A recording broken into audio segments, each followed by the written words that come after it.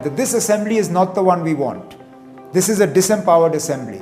But it is an assembly that will lead to the assembly that we want. So what you are saying is exactly what Mehbooba Mufti also says. Then why didn't the Gupkar alliance work? Well, that's something only she can answer. I didn't ask her to put candidates up in the parliament elections against the India bloc. And for the first time, Omar, you and Satyapal Malik are on the same page. I'm never on the same page as Satyapal Malik. Why Gandarbal and Budgam? Why two constituencies? I think it's important after what happened in the Baramulla parliamentary election for the party to show we are a winning party. Budgam was part of Baramulla parliamentary constituency when I lost. And Gandarbal I've represented as an MLA for 6 years. But was that a sense of insecurity? No. No. In fact, it's the opposite. Are you also talking about fighting to bring back 370? Look, 370... Even Farooq Saab said that 100 saal lag jayenge. Obviously, when he says 100 saal lagenge, he means that it's a long fight. He doesn't mean that exactly 100 saal or ek din ke baad ye ho jayega. Every election, there was one section which used to say that those who are taking part in the election are Indian agents. Actually, those who were saying this are today themselves willing to come forward and participate in elections. If you win, who's going to be Chief Minister? Thank you very much, Mr. Abdullah. May I call you Omar if that's sure, okay please. with you? Go ahead. Thank you for sparing the time. I understand it's a very busy time for you. Why Gandarbal and Budgam? Why two constituencies? Probably because I think it's important after what happened in the Baramulla parliamentary election for the party to show that we are a winning party and that we can win even in sort of difficult circumstances. Budgam was part of Baramulla parliamentary constituency when I lost. So I think that's an important part of it. And Gandarbal I've represented as an MLA for 6 years when I was Chief Minister. My grandfather, my grandmother, my father. So it was a natural choice. So you don't want to leave one, but you want both. You want to contest from both. I want to win both. But was that a sense of insecurity? No. In fact, it's the opposite. Okay. It comes from wanting to show that we can win a seat, an assembly. Look, I can't fight the Baramulla parliamentary seat again, but I can at least fight a part of that Baramulla seat, just to show that this is not what it's all about. Okay. Yesterday, I saw a visual which, for me, it came as a surprise. I've seen your campaigning over the years. When you took off your cap in Gandarbal and said, vote for me, my izzat and things. That was a different kind of an Omar compared to a couple of years ago. What's changed? I'm older.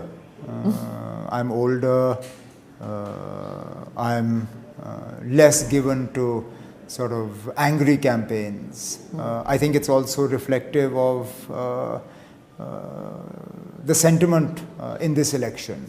And it's not about, when I talk about respect, when I talk about that feeling, it's not just about mine.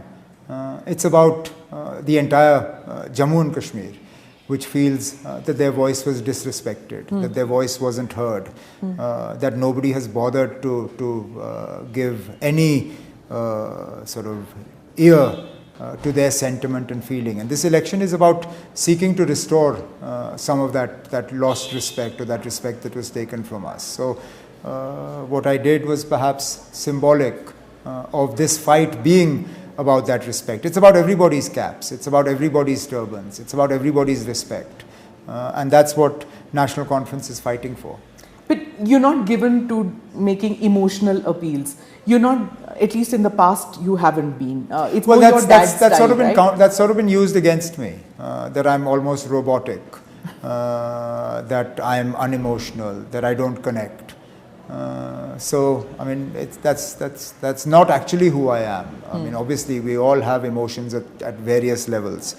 But you're not that kind. You don't exhibit them, at least. You're not. That as somebody today reminded me that my father is Kashmiri, my mother is British, and sometimes the sort of stiff upper lip British side wins over. Which is perhaps the wrong side. At least in Indian politics. Yeah, I mean, politics is about emotion. And more so this one. I mean, this election is taking place on the back of so much that has happened to Jammu and Kashmir. So it's just, I mean, it wasn't planned, it wasn't thought about, it wasn't discussed, it wasn't sort of war roomed or war gamed or anything like that.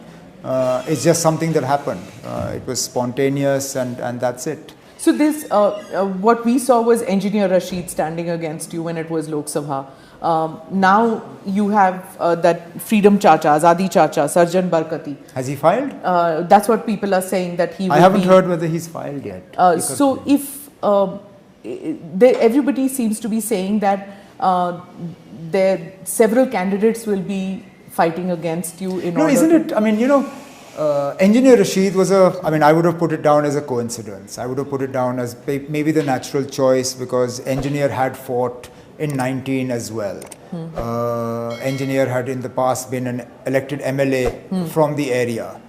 I mean, I don't know whether Barkati has filed yet. But if he does, then how come? Why Gandarbal? What is the connect? Then questions start sort of creeping up. Was Engineer all that it appeared to be? Or was this part of some grander design? I don't know. Let's see. Is there? I don't know. Well, look, so at the moment Barkati is a rumor. Okay. It's a rumor that got a little bit of credence with a couple of national newspapers splashing it as the gospel truth. But we only have a couple of hours more for nomination filing. It's now almost 12 o'clock? Yeah. Nominations close at 3. So in 3 hours we'll know whether Barkati has filed or not. And if he has, so be it. We'll deal with it. I'm going to quote a statement of yours from 2024 July, where you said the people of J&K deserve better than a powerless rubber stamp CM who will have to beg the LG to get his or her peon appointed. They do. They absolutely do. So now when the step to that, look, we are not talking about the Chief Minister of Jammu and Kashmir right now. We're talking about the Assembly of Jammu and Kashmir. Correct. So right. if you... And this is not the Assembly we want. This is not the Assembly we deserve. But this Assembly will lead to that Assembly. Now, I understand, and this is where perhaps in politics it's always better to leave wiggle room. I was emphatic about not fighting the elections, and my first instinct was not to. But people whose wisdom I respect, people whose judgment I respect, and even strangers, strangers who have found my email address and written to me, strangers who have come across my telephone number and sent me messages on WhatsApp saying that, look, I'm a voter. If you don't trust the Assembly of Jammu and Kashmir, how are you going to ask me to vote for it? If this Assembly isn't good for you, why is it good for me? Why is it good for your colleagues but it's not good for you? And that actually caused me to sit back and think, they're right. If I don't believe in the Assembly of Jammu and Kashmir, then I have no business asking the people of Jammu and Kashmir to vote for that Assembly. Now, I'm not satisfied with this Assembly. This Assembly in no way reflects what the Assembly of Jammu and Kashmir should look like. But if we just go by the commitments of the Prime Minister and the Home Minister in the Parliament of India, then this Assembly will lead to statehood. Statehood will lead to some sort of restoration of the respect that we feel was snatched away from us. So again, I make the point that this Assembly is not the one we want. This is a disempowered Assembly. But it is an Assembly that will lead to the Assembly that we want. So are you happy with the choice that you've made to fight the election now? Yes. Okay. The abrogation of 370, that was a watershed moment. It has upset political equations to a large extent because one is seeing so many independents who are fighting the election. Do you see this as a natural effect? No, but when didn't you see independents fighting? But so many of them? So many of them. And not the last government, but in the 2002 government, if you remember, when Mufti Saab formed an alliance with the Congress. If I'm not mistaken, there were at least 14 or 16 independent MLAs at that time. And I know this for a fact because they were offering their support to us as well, who were then kept in the Lalit Hotel and then became part of the Mufti Sayyid government. I think out of those 14, 15, at least 12 were ministers for a while. But now so you've had independents here. And the mushrooming of what is changing? Yes, some mushrooming of political outfits. Yeah. But to a large extent, the parliament elections has queried the pitch for them. Let's take, for example, the party that was given so much importance by Delhi, the Apni party of Altaf Bukhari. Yeah. PDP virtually fell apart and sort of reformed in the form of Apni party. Today, Apni party has almost nobody. That's crashed and burnt. Well, literally, they lost their deposit in both the parliament seats that they fought. Yeah. What went wrong with them?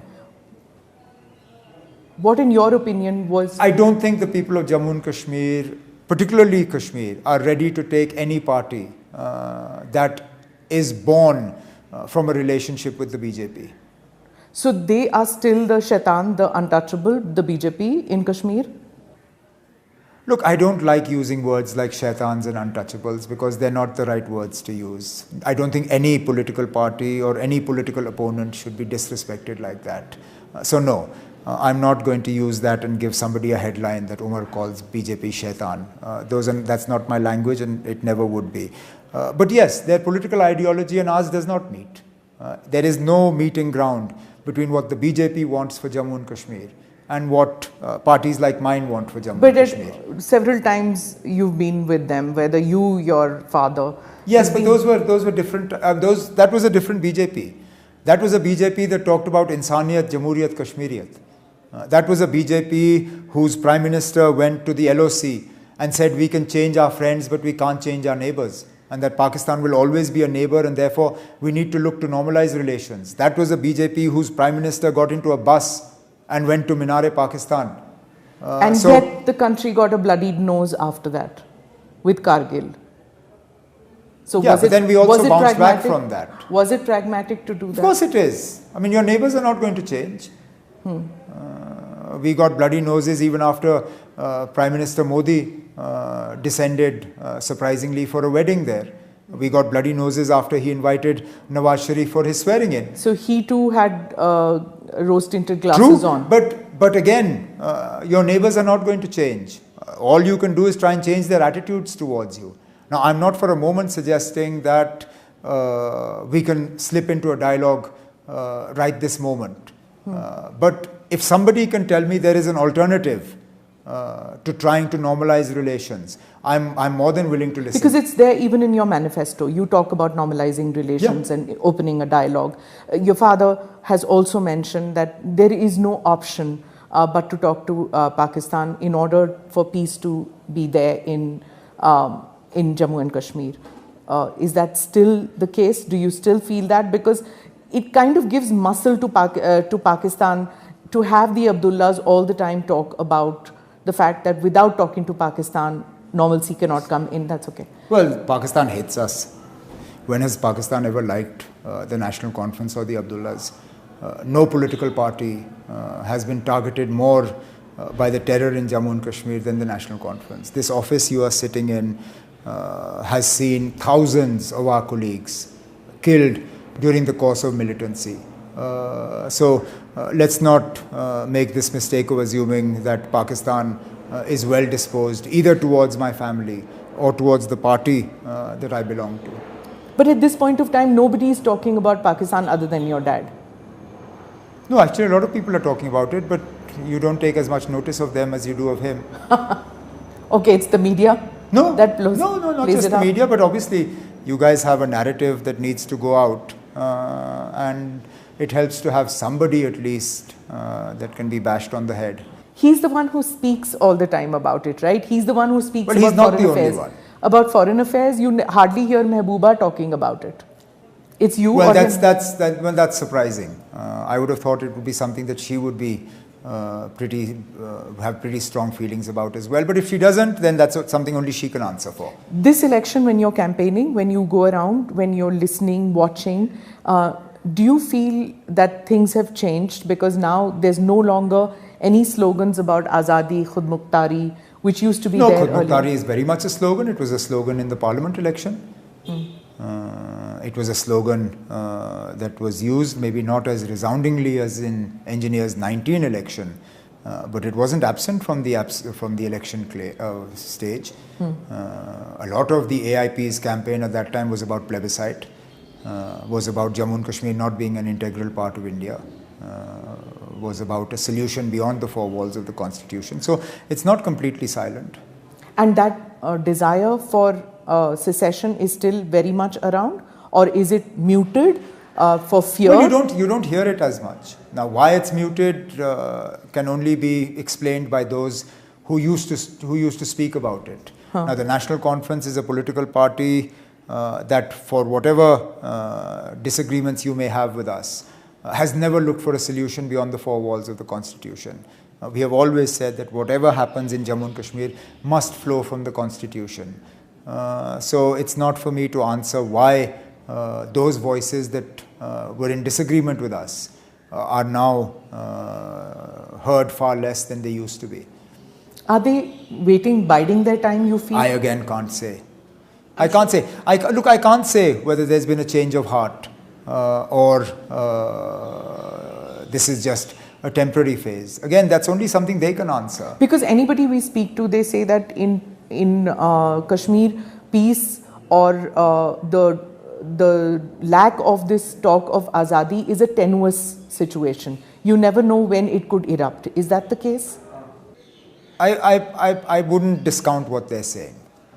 I wouldn't. I think history and our experience in Jammu and Kashmir has taught us that more often than not, a calm is a tenuous one. But the longer this goes on, the better. See, before this election, before the 2024 Lok Sabha election, every election, there was one section which used to say that those who are taking part in the election are Indian agents. You got dubbed, the NC gets dubbed very easily on that. Did you see a reduction of that kind of conversation happening, and are you seeing it in this election? Well, actually, those who were saying this are today themselves willing to come forward and participate in elections. So that again cannot be a bad thing. You yourself said that for those people for whom elections were haram, now it is halal. You said that irked a number of people who said that here we are trying to come. We had been demonized. We wanted to be part of the elections, but we were demonized by the NC and PDP, and that's why we didn't. How did NC and PDP demonize them? To say that they are separatists, militants, terrorists. We never said this. We never fed them an agenda. We didn't give them slogans. We didn't ask them to actively boycott elections. Come on, you can't rewrite history. The least you can do is own up to it. The fact is that there were organizations here that actively campaigned to stop people from coming out to vote. Can we deny that? A lot of those leaders are still alive today, who the moment elections were announced, the first thing they did was issue a statement saying that this election must be boycotted because elections achieve nothing. Our goal is an independent Jammu and Kashmir. So the narrative of the young lot who are now taking part in the election is that it was the NC and the PDP which used to back-end these boycott calls so that you have a low electoral turnout, and low electoral turnout would mean either the NCP or the PDP wins the election every time. How? I mean, we won seats with high turnout. I mean, low turnout, a handful of seats, particularly in Srinagar and areas like that, yes. But let's look at North Kashmir. Always a respectable, healthy turnout. Areas around Srinagar, in Budgam, in Ganderbal, a healthy turnout. Still, National Conference won. Okay, last Parliament election, you had by far the healthiest turnout. Which is why we lost one, yeah, but we won two. We won two. Those elections weren't boycotted. I'm talking about the previous elections. No, but then by the logic you're using, we should have lost all 3 seats in Parliament. Okay. We should have. But you're not happy with the result, obviously, in the 2024 elections. Who's happy? I mean, point out one person to me who, after losing an election, says, "Oh, great, I'm glad I lost." Obviously, nobody's happy losing. Yeah? Okay. I want to ask about the alliance that came about between you and the Congress. Was it difficult Did you have to compromise as far as the seats are concerned? Well, look, all alliances are a compromise. We were preparing and had prepared candidates for all seats. I'm not sure whether Congress had done the same, but I'm assuming they would have done. We have obviously surrendered seats that we had people ready for, that we believed we were in a good position to, I won't go as far as to say to win, but at least put up a really good fight. But yes, in any seat sharing, you have to surrender seats, and we did. Okay. There are some seats where it seems to be like a friendly contest kind of a situation. Why that? Why not we couldn't pull agree. out? We couldn't agree. Okay. But the alliance, having an alliance, was too important to let 5 or 6 seats jeopardize the whole thing. And therefore, look, we could have ended up with a Madhya Pradesh type situation where the Congress just went completely alone because they couldn't agree on 6 or 7 seats to the Samajwadi Party, etc., etc. But that would have been futile. Is there a meeting of minds as far as an agenda is concerned, a common agenda in a post-poll situation where if you and the Congress comes to power, are you together on the same page? Look, a post-poll agenda is always worked out post-poll. So you don't expect either the National Conference or the Congress to start diluting its manifesto before the first vote has been cast. So obviously, the National Conference, our candidates, will go out and fight on our manifesto. We don't expect the Congress to fight on ours. And similarly, the Congress will go out with their commitments and promises. They won't own ours. Post-poll arrangement will obviously depend on post-poll scenario. Because when you are campaigning, you're talking about local issues, you're talking about not the state, the UT issues now. Whereas when Rahul Gandhi campaigned, he made it seem like a little bit of a national issue. Because he said... Look, he's a national party.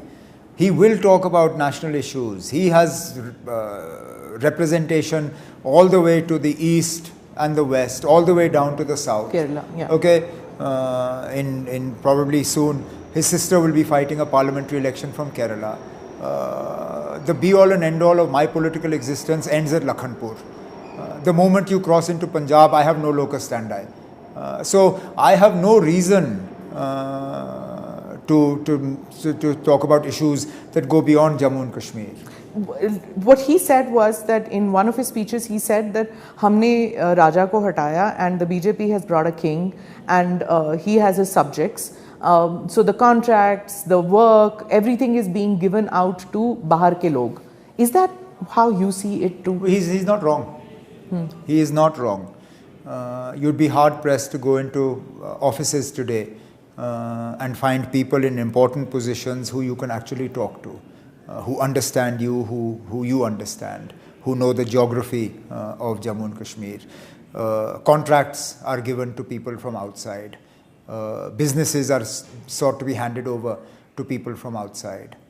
You're selling off prized assets of yours for reasons that I don't understand. What assets? The Centaur Hotel, for one, is being given to an industrialist from Bombay. You're looking to get rid of the club in Pahalgam. You're looking to get rid of JKTDC huts in Pahalgam. And all of this is being rushed through so that you can try and do it before an elected government comes into office. You were trying to rush through the lithium mining so that you could probably keep one of your friends happy before an elected government comes here.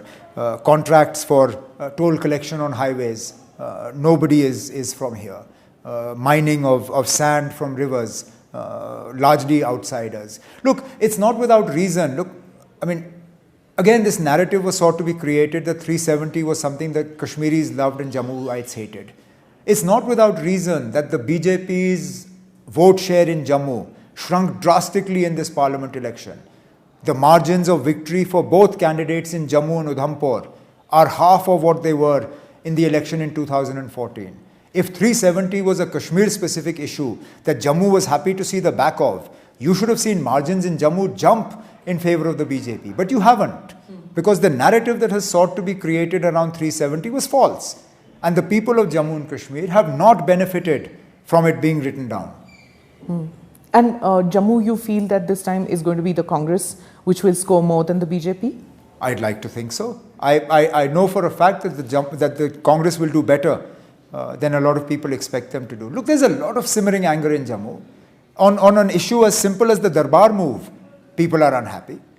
You basically crippled the economy of Jammu when you shut down the Darbar move. Jammu economy depended a lot on government employees coming from Kashmir in the winter. They spent a lot of money there. They hired accommodation. For 6 months, the place boomed. You talk about tourism. How much of that tourism actually goes to Jammu? Almost nothing, because the train takes yatris directly to Katra. The yatris who land by air come straight from the airport, get into their car, go to Katra, get into a helicopter, fly up to Mata, do darshan and come back. Jammu is crying for some sort of economic sustenance, which they used to get from the Darbar move. They don't. What would you like to do differently then? I would like to reverse a lot of these things that were done. Such as? Such as the Darbar move, to start with, for Jammu at least. For Kashmir, we need stronger domicile laws.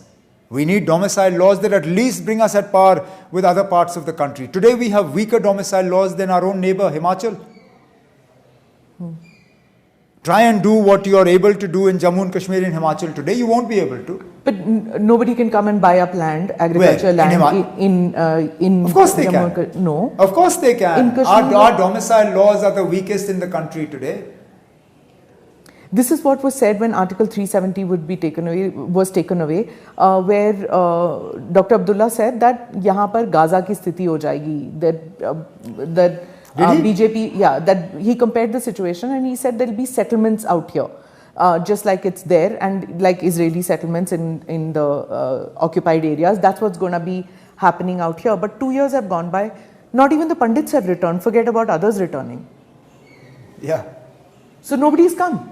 Well, not yet. So then why are you so scared that We're outsiders not, will come? but I'm actually glad that you've now, in the course of trying to sort of catch us in what we've said, rendered one of the biggest claims of the BJP hollow, which was 370 was the reason for the Pandits leaving from here, and that if 370 is removed, Kashmiri Pandits will come back.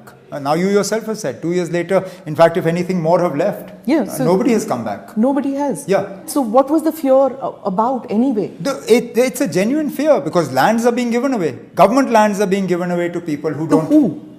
It's people. There are many women who married non-Kashmiris who went and bought land.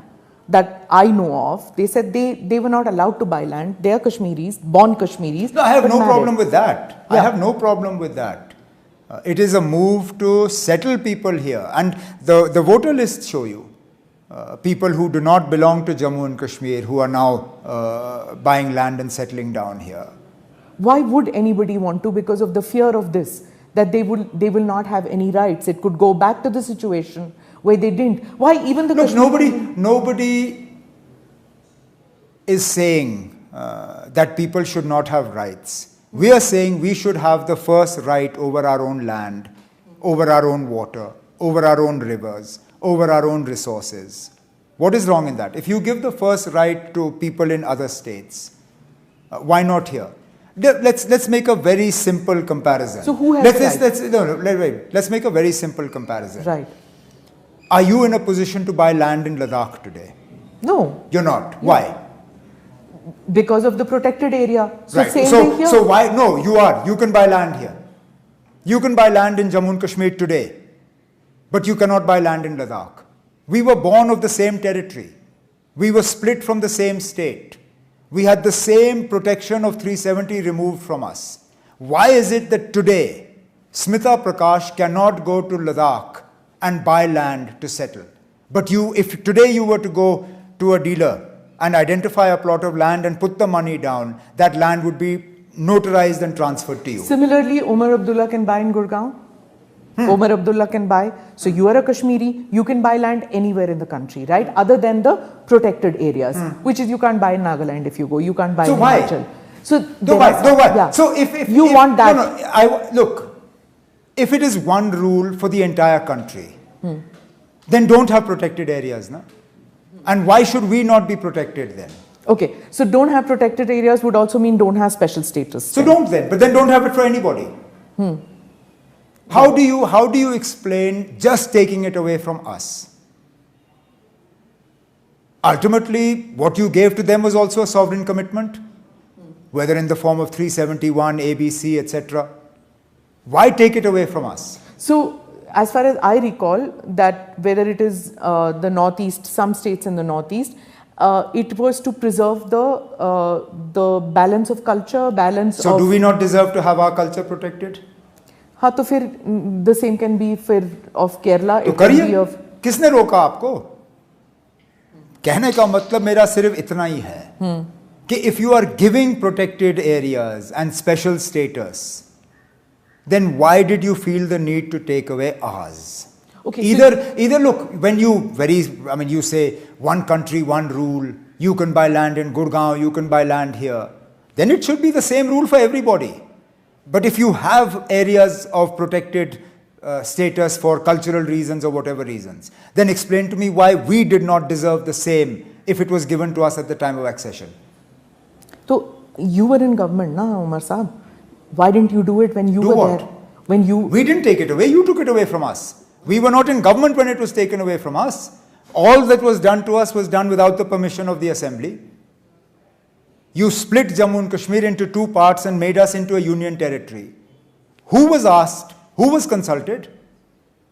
What exercise did you do to determine whether the people support this or not? None.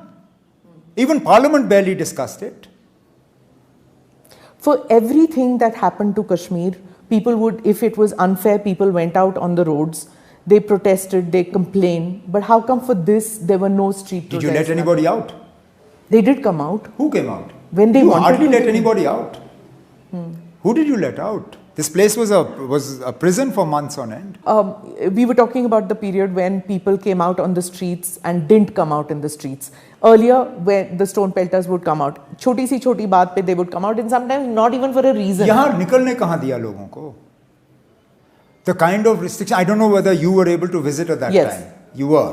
I came just before that. And did you see a very normal? No, obviously I didn't. There is no normal in Srinagar, at least. There isn't, no? Yeah, there's never been a normal. This is the. Well, chaliye, then what was 370 about?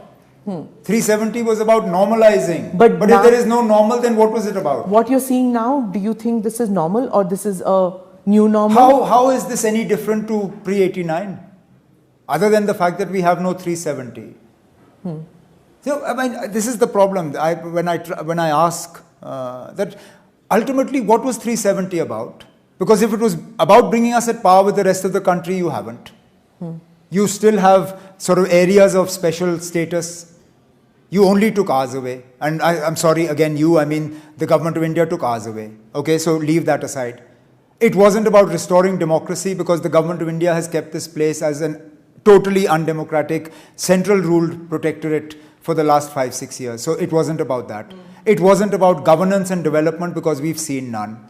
It wasn't about Kashmiri Pandits coming back because in your own question you've said that nobody has come back in the last 2 years. They are not They're not. And then, so it wasn't about normalizing because, again, Kashmir is not normal. So then what was 370 about? So in your manifesto you talk about bringing back the Kashmiri Pandits with keeping their dignity or something. That's the term that you use. How do you plan to do that? By doing what we started doing with Dr. Manmohan Singh's government. Which is? Encouraging them to come back by taking care of their economic needs and their security needs. Putting them in camps? No, absolutely not.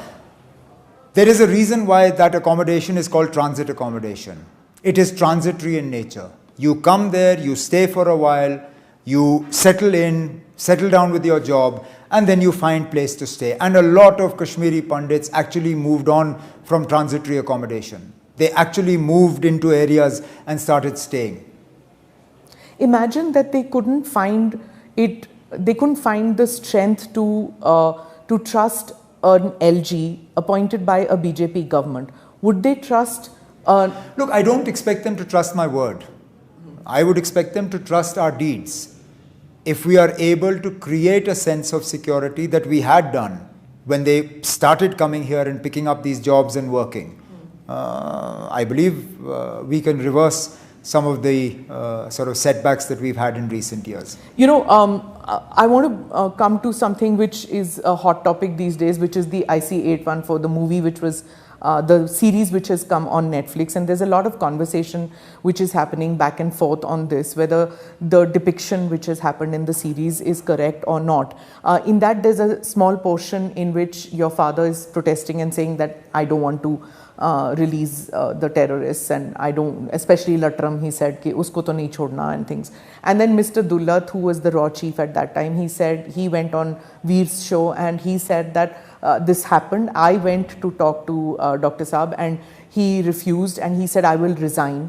Then he says, I went with Dr. Saab to the governor, and I think it was Gary Saxena then, and he went to the governor and said that I want to quit. And then they said, okay, fine. And he said that we got the scotch out and then we talked about it and said that, look, there is no option. We have our citizens in the aircraft. Your father did say that the state would pay a heavy price for it. This is the second time my father was forced to release people. With Rubaya Saeed. Exactly.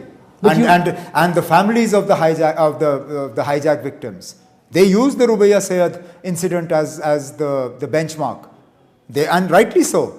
They said, when you could release terrorists for a home minister's daughter, is our family not precious? Why is it only she is precious to the country? Then if she is precious to you, then our family is precious to us. So we set a benchmark that had to be followed. You were not in India when the Rubaya Saeed incident happened. You were in America. No, I was. I think I was in Bombay. Weren't you in America at that time? No, I was in Bombay. Okay, I was in college in Bombay. In college in Bombay.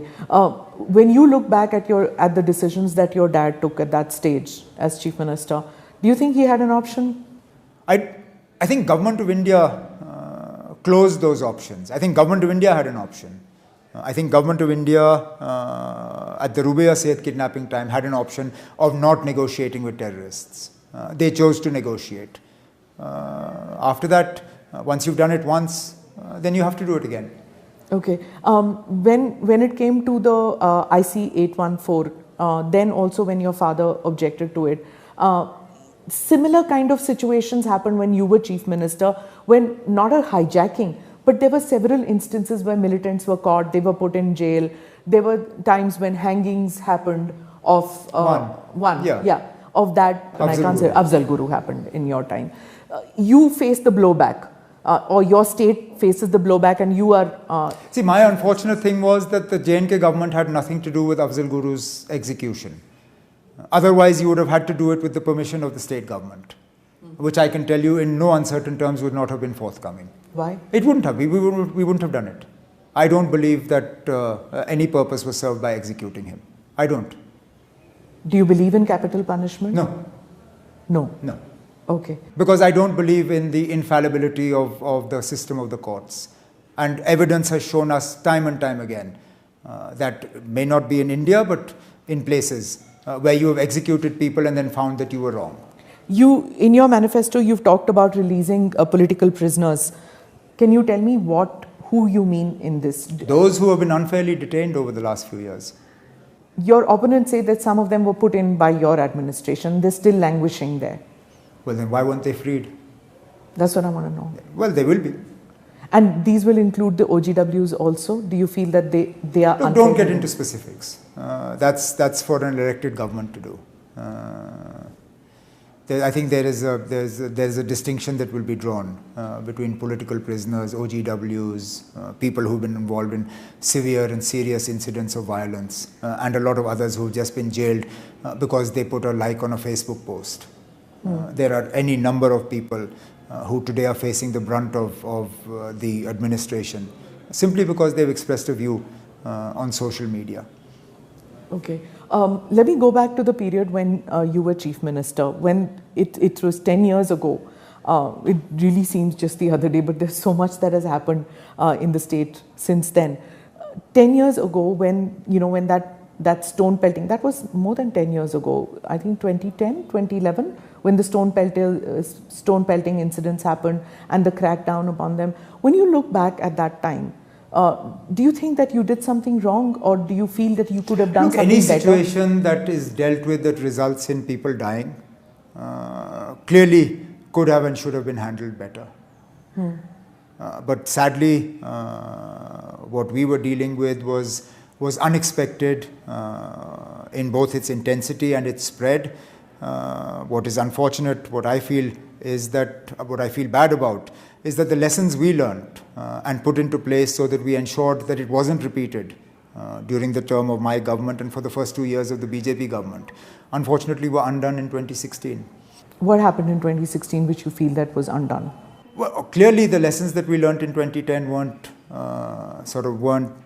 utilized, and that's why we had another spate of deaths dealing with a law and order situation. But you remember during your time there was the shutdown calls, there was the calendar which used to come out, there was Gilani Saab who had his own agenda in place. You were dealing with a Hurriyat which was still muscular at that stage.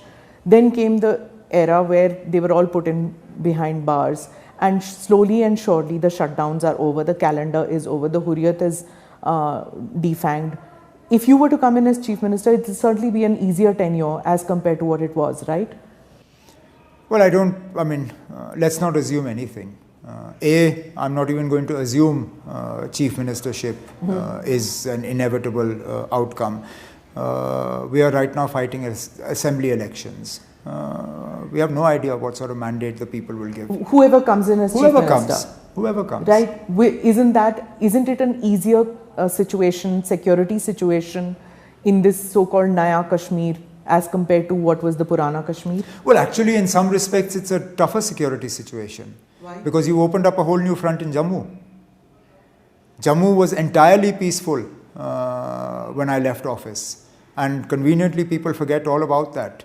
You've actually created the government of India has created a real mess for the incoming government to deal with the security situation in Jammu today. Whether it is Kathua, Samba, Jammu, Riyasi, Udhampur, Rajouri, Poonch, Doda. You tell me which area isn't facing terror attacks and strikes against our security forces. We've lost more than 55 army personnel in 12 months. Jammu is a huge problem for an incoming government. So, the BJP likes to say that if the National Conference is elected, militancy will start again. Actually, it's the reverse. They have given birth to militancy in Jammu during their term.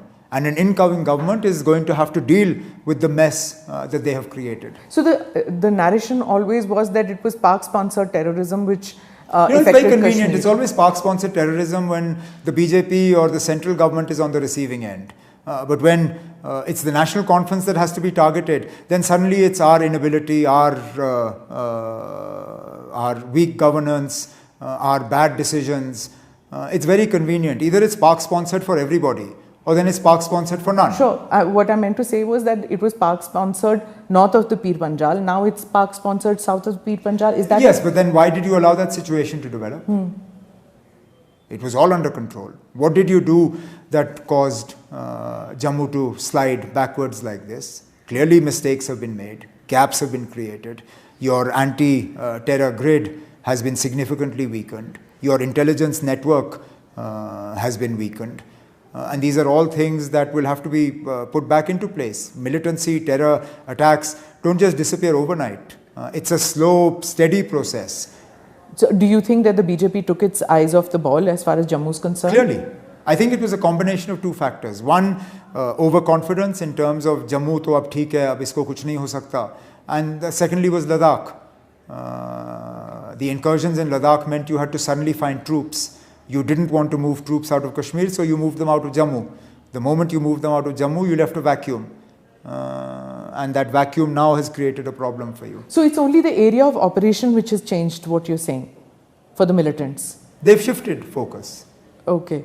When I was talking about your tenure as Chief Minister, another thing that happened, which you mentioned in another podcast, was about the situation caused due to the floods and your handling of that situation, because your party got blamed or your government got blamed then for being frozen in action probably, or taking steps which were too little too late. With hindsight, one obviously realizes that a lot of that was very convenient narrative building. Because we had an assembly election that was coming up for which the BJP had set itself ab ki bar 45 par.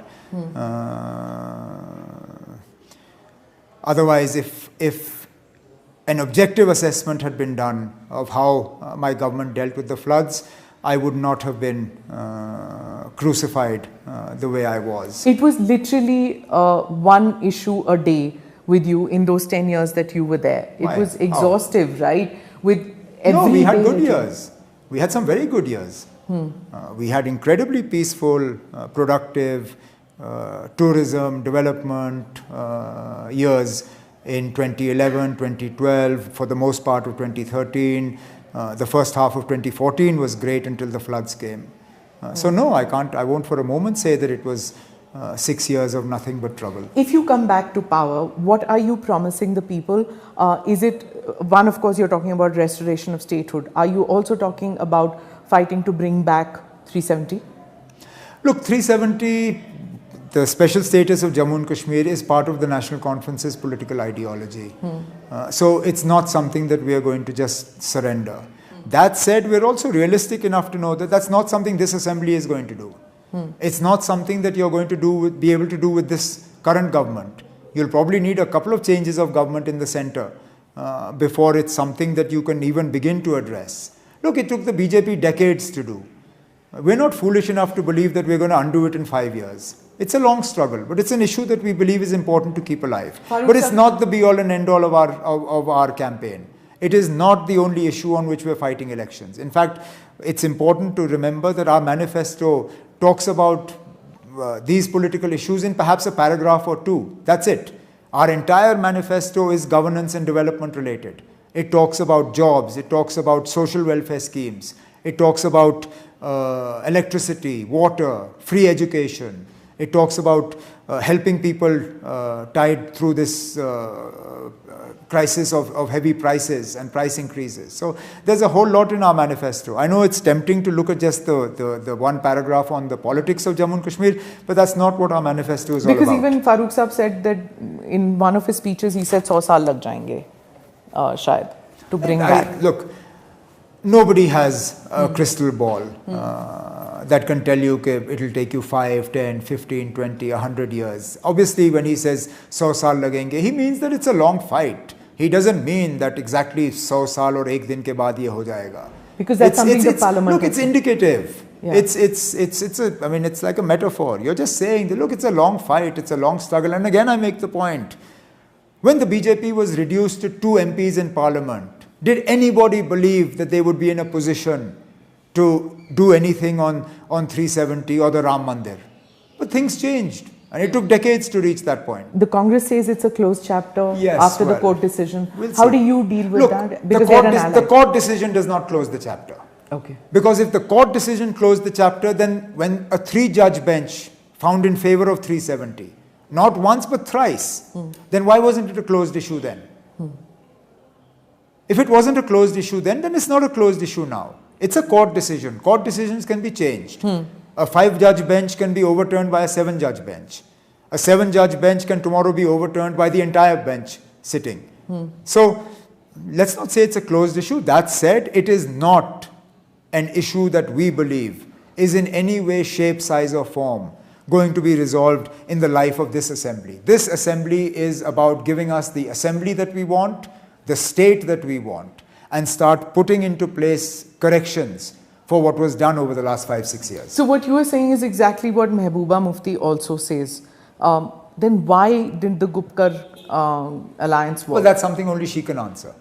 I didn't ask her to put candidates up in the parliament elections against the India bloc. That's a choice she consciously made.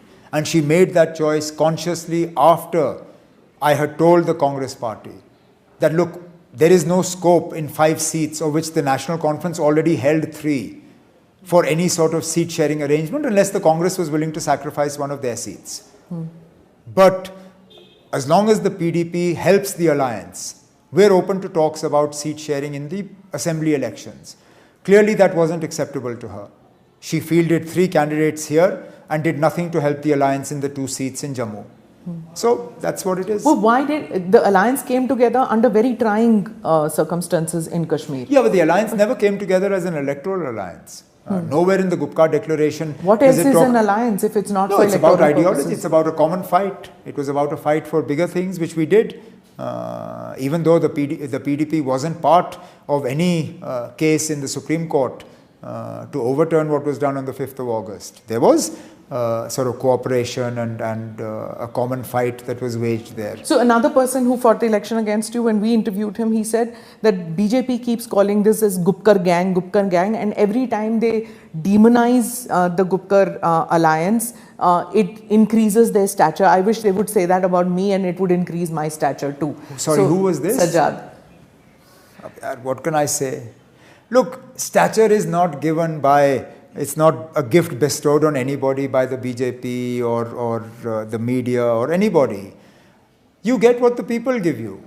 Now it's nobody's fault, least of all the BJPs or the national conferences. In fact, if anything, the BJP did him a huge favor.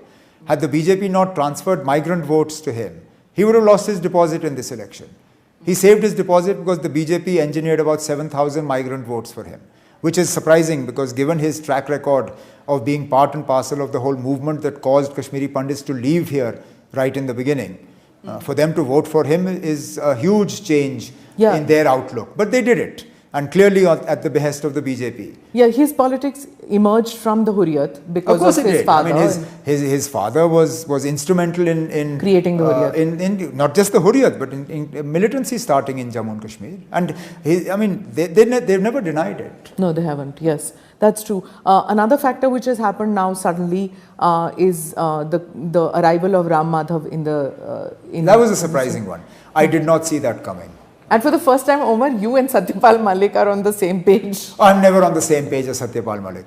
Okay. It would be impossible for me to be on the same page as Satyapal Malik. If I was to see a fax machine no matter all the nice things he may say, I don't think any of us can ever forget that it is his signature that was instrumental with what happened to us in 2019. Now he can claim that he had no idea that the Home Minister sent him the papers that very morning and said, "Inko daskat karo." Are you that much of a rubber stamp?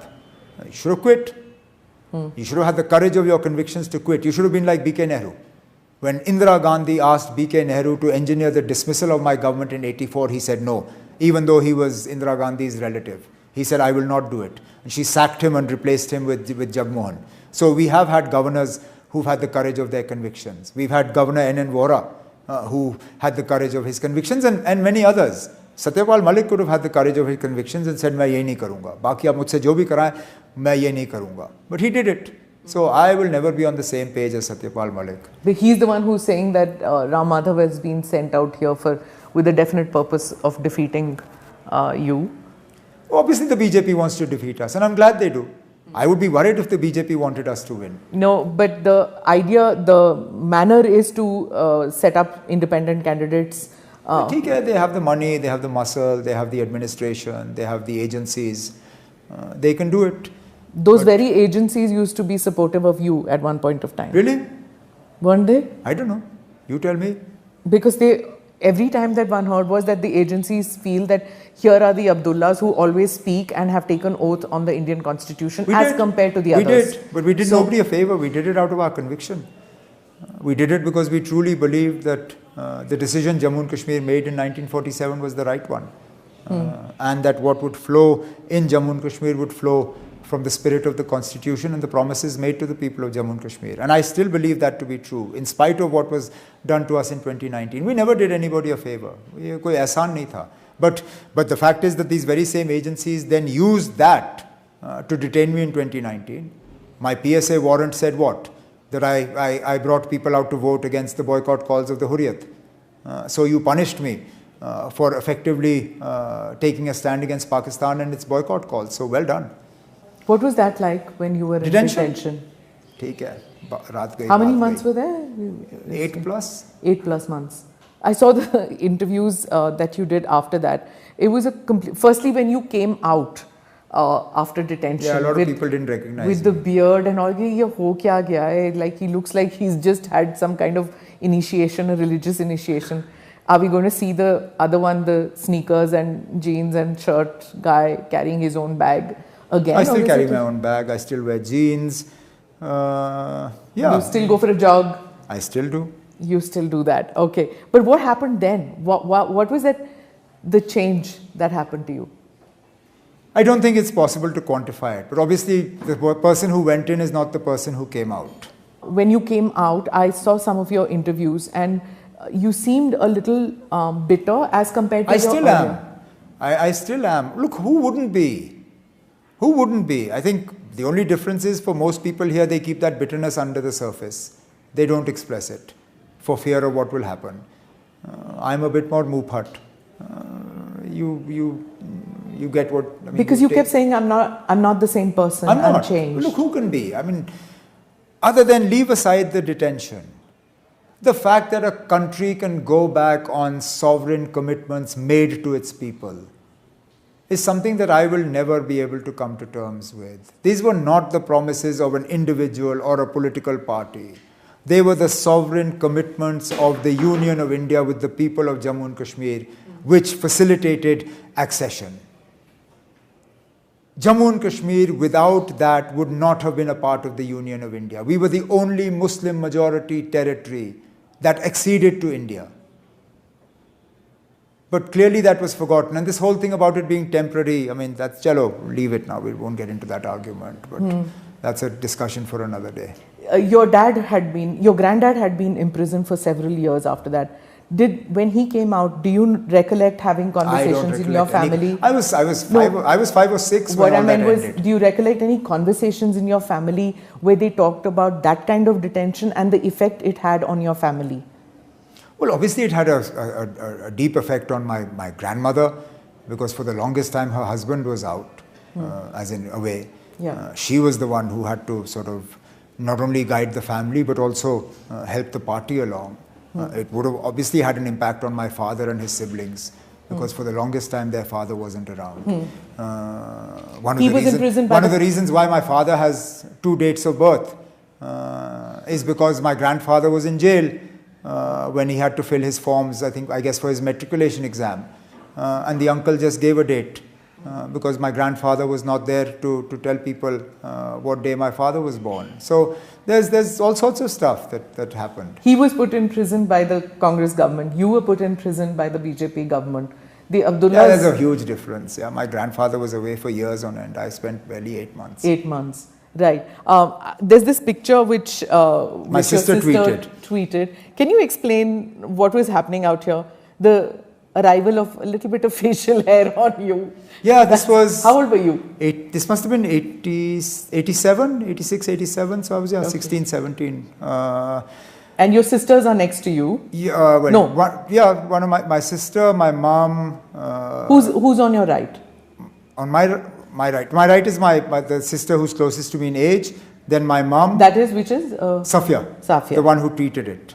Then the 2 girls standing in front of Mr. Rajiv Gandhi and Sonia ji are my 2 younger sisters. And then of course there's Rahul, Priyanka and my dad. And your 2 younger sisters? Hina, who is standing in front of Rajiv ji, and Sara, who is being held by Mrs. Gandhi. Okay. What did you guys do? Did you guys... Actually, Prime Minister Rajiv Gandhi came to Srinagar by road. Probably the last time a Prime Minister came. From where? From Jammu. Okay. He was driving, I suppose he flew into Jammu and then had his vehicles there, and he came by the National Highway to Srinagar that winter. The idea was to go up to Gulmarg and have lunch. But it snowed so heavily that the snow cutters couldn't clear a road all the way up to Gulmarg.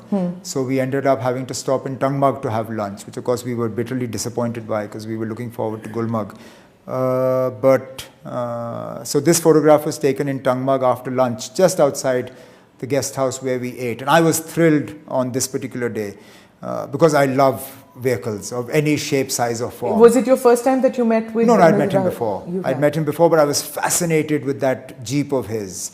That's the one the King of Jordan gave him. The brown rust-colored Jeep, which I absolutely loved. He drove in that Jeep to cast the vote for the last time. Probably, He came I remember seeing that Jeep in Delhi, but I got to ride in that vehicle with him, with Rajiv Gandhi ji driving, my dad sitting in front, Mrs. Gandhi and my mom in the back, and me squeezed in the middle. In the middle. And I mean, that was my day. The fact that not only had I seen the vehicle up close, but actually got to sit in it was huge. So did your dad, as in childhood, drag you to all political... No, very few. I was up in boarding school. In Sanaa? I went for a handful of functions in between, but very rarely. Okay.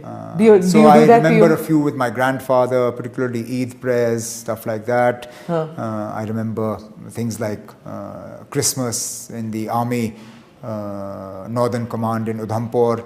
And I remember we had recently returned from England, so for us Christmas was Father Christmas and the reindeers. And in this case, because in Udhampur you couldn't find reindeer, so Father Christmas came down the mountain on a donkey. Okay. And we found that particularly fascinating. Very odd. But yeah, and I remember that because my cousin was petrified of Father Christmas, so howled. But yeah, these are strange things that one remembers. Do you take your children for these kind of meetings? My kids are now old enough to make their own decisions, but yeah, they do help out. They help out. Are they helping in your campaign? They will. They've made a start. Okay, before I wind up, I have to ask you about this, which made a lot of social media, especially the right-wing handles. They were talking about when the American diplomats came to meet you and met with others. They were talking about how the Americans want to now make inroads into the political system out here again, all over again. Who allowed them to come? Government of India. Yeah. No diplomats, no foreign media people are able to visit Jammu and Kashmir without the express permission of the Ministry of External Affairs, the Ministry of Home, in consultation with agencies here and the government of Jammu and Kashmir. So any meeting that I had with this team from the US Embassy was cleared at the highest level in the government of India.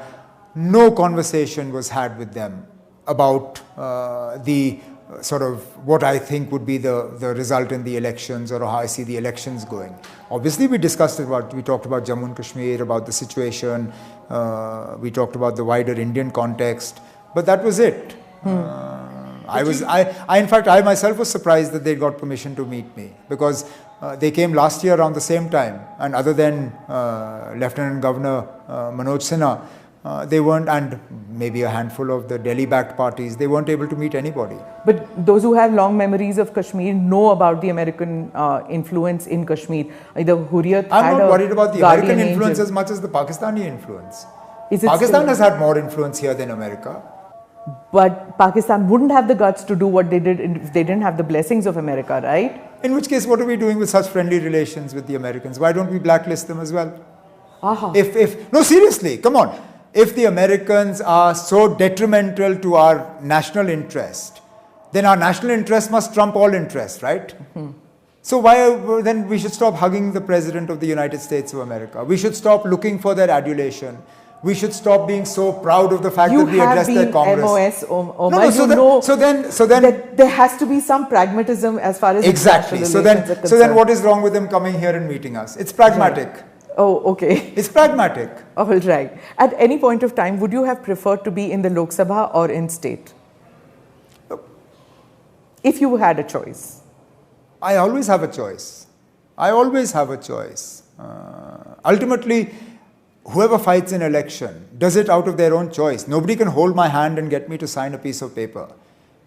So if I'm fighting an assembly election, I'm doing it by choice. Now, I don't even know if I had won Baramulla, because now it's hypothetical. If I had won Baramulla, would I not be fighting the assembly elections? I don't know. I might still have fought them. Okay. Now you're fighting, lastly, you're fighting from two areas. Everybody wants to know this, and I certainly am totally confused. Is Dr. Saab retired? Is he chairman emeritus of No, he's the president of the party. He signs everybody's mandates. He's our star. Your style is He's our star campaigner.